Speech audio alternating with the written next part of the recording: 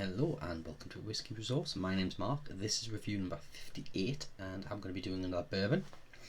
This time it is the Maker's Mark. I figured I'd do this one as soon as I can because I'm into the last third of the bottle. I've been giving away some drams of this to various people who've been doing dram shares with me. So Maker's Mark, it's owned by Beam Suntory. It's bottled at 45% ABV. It is chill filtered.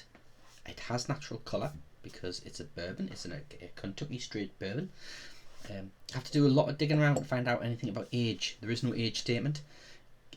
Given it is a Kentucky straight bourbon with no age statement, it is older than 4-year-old. But a bit of digging, and it apparently Maker's Mark aged their whiskies for a minimum of 5 years and 9 months. It's widely available online and in retail stores. It has an average retail price of £27.63, although most people, like I did with this one, I picked it up from Amazon well over a year ago in one of their daily deals. I think it was below £20. I think I got it for 18 quid, which isn't bad at all. What's to say about it? Did I say it was 45% ABV? It gets a average value score of 88.48, and that's let down by the fact that it is chill filtered, which, given it's so close to that 46, it's a bit of a strange one as to why maybe they just don't leave it. But I suppose it's a brand thing. But the colour, it's natural. Of course, like all American whiskies, it's aged in American oak. It's got a screw cap. The bottles are dipped in wax to give the classic look of Maker's Mark with that red wax. Don't think there's much more to say really. I think we should just get on and do the tasting of it. For the purpose of the value score, I did take the 5 year as being the age statement. I didn't do the 5 years 9 months, just the 5 year. So we'll get on and we'll just tell you what it's like on the palate and nose. So, Maker's Mark. So like a lot of bourbons, it's jumping out of the glass straight away with that oakiness, which quite often I interpret as an acetone, like a nail varnish. But oak, that's quite dominant there. It's honeyed, it's spicy, it's vanilla, there's a little bit of citrus.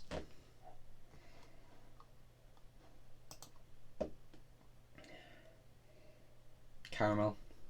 I do like, in honesty, I do like the Maker's Mark whiskey. It was a recommendation a while back that I tried the Maker's Mark when I was asking which bourbon to try next. So I bought the Maker's Mark and enjoyed it. Certainly when I paid £18, it's well worth it at that price. Not much more to say on the nose. It doesn't really develop much more than that. But on the palate,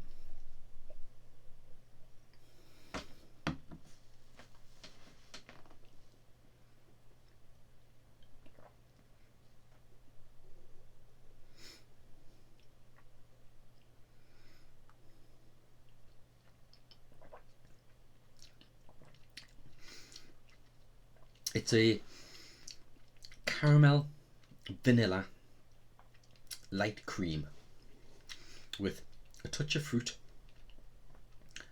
and loads of spice with some heat on the finish and oak and that spice. A bit of butterscotch.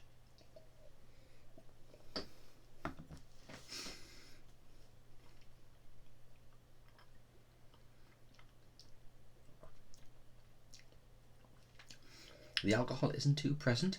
It's there, but it doesn't jump at you. And like a 46% Scotch would, it seems to be a bit more restrained, which isn't bad at all. It makes it quite an easy sipper.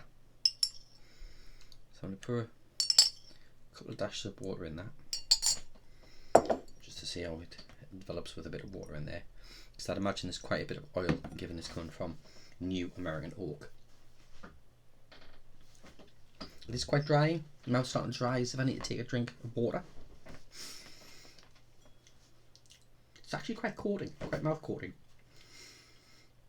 Every now and again, when I move my tongue around my mouth, I just catch another bit of flavour, just redeveloping itself, hitting the taste sensor in my nose.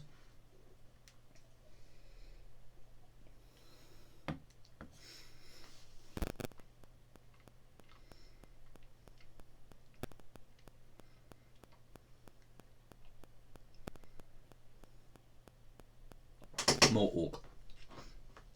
That kind of acetone nail varnish started to come out more with a bit of water. There's more vanilla. It's actually nicer without water than with water. There's a few bitter and sour flavours start to reveal itself with water, which is dominated by the oak.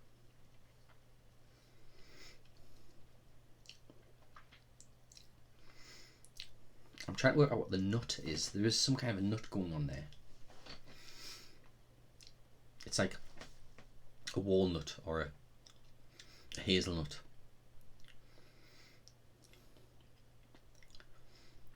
That kind of a nut oil.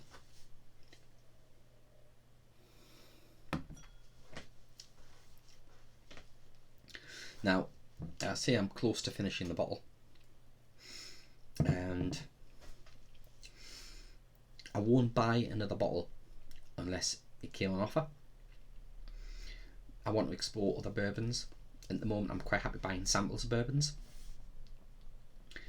because there are some bad bourbons out there that you really wouldn't want to spend the money on.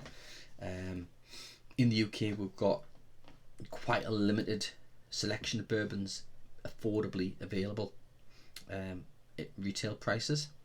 There's a huge jump between the kind of what we class as budget bourbons and what would be classed as a mid-tier whiskey. It jumps from like the low price whiskies, which tend to be the Jim Beam White Label, and then your Maker's Mark, your Buffalo Trace, those kind of whiskies that sit between maybe £13 and £30. But then the next batch of whiskies I tend to see sitting around £50-60, and then £80-90, which is a lot of pay for a whiskey that may not offer too much difference. So samples is the way for that I'm going to go, and you may think differently. As an overall score, I'm going to go with Maker's Mark 85 overall. It's a decent tasty bourbon that I would buy if I saw it on offer, but I wouldn't be buying another bottle to replace this one unless it was an incredibly offer price. And when I say offer, it would have to be less than 20. I wouldn't buy another bottle for £20 or more. I don't need another bottle that badly. It would be only because it was on discount that I'd pick a bottle up, and I probably wouldn't open it straight away.